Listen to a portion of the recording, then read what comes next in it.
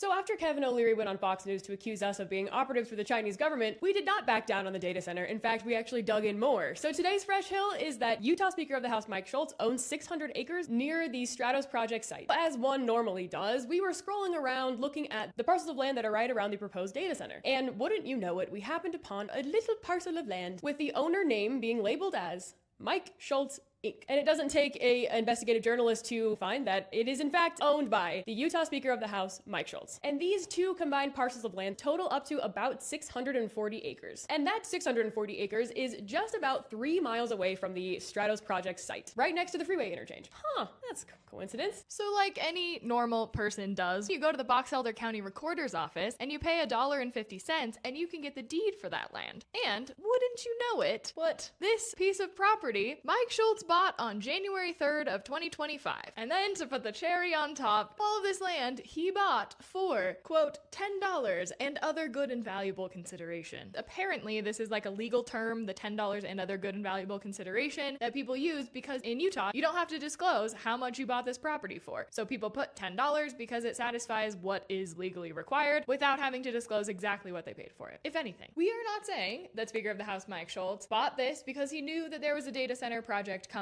In a recent interview, he said that he only found out about this project in April with everyone else. But what we are saying is it is a pretty big coincidence that he owns this much land right next to this data site that he bought last January. He calls himself a farmer and a rancher. But what you might not know is that before he was a farmer and a rancher, he was a developer. Mike Schultz is also a millionaire, and his most recent conflict of interest disclosures list 25 business entities, all of those ranging from hotels in Hawaii to real estate to apartment buildings to his private plane. So Mike Schultz does own some farming and ranching land near Hooper. Said correct.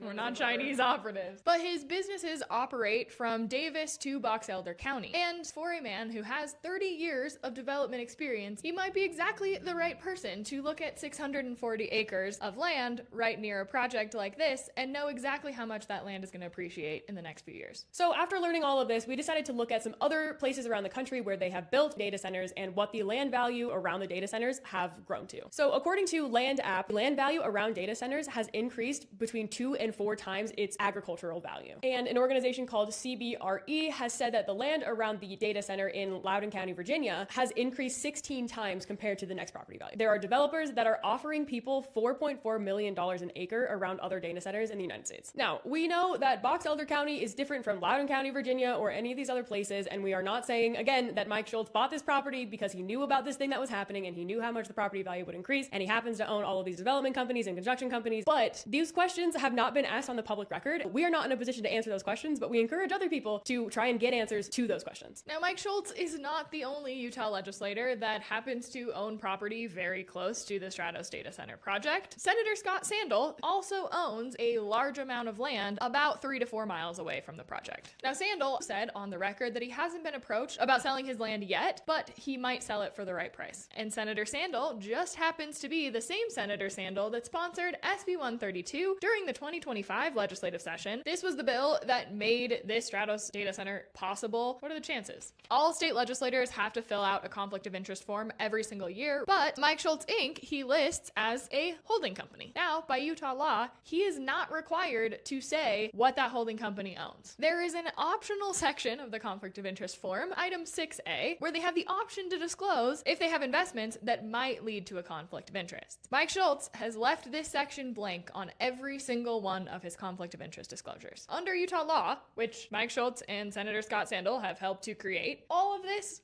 is completely legal. Ethical? So if Kevin O'Leary can go on national Fox News and accuse us of being Chinese operatives and ask to audit our books, I think that we should propose some audits of our own. Maybe the timing of all of the meetings that Kevin O'Leary had with state leaders, there are contradicting reports, an audit of the deed and the $10 that Mike Schultz spent, plus his other good and valuable considerations to buy these 2 parcels of land, to be auditing the holding companies and disclosure forms laws around our Utah legislators. Maybe we should audit the people who stand to benefit from a project like this and how much their messaging has changed given the public pushback. Because this is a the continued pattern that we see in Utah, where people in power and people with money are continuing to get more power and more money off the backs of everyday Utahns and destroying our environment while they're at it. If you want to see the full documentation or a beautiful interactive map that Jackie made on Google Maps of where all these parcels of land exist, you can go to our Substack, go to elevateutah.news, and you can see that. And if you once again would like to buy a hat to tell Kevin O'Leary that he is an idiot and his hat sucks, you can buy one of our hats that says Utah Nature Security, and that link is in our bio. We're gonna have to cut off the orders at some point because we have gotten so many. So thank you all for your support. We know there's so much information about this data center going around, but please try and stay updated. We will continue to update you as things come out, and we, yes, are continuing to still dig into all of this.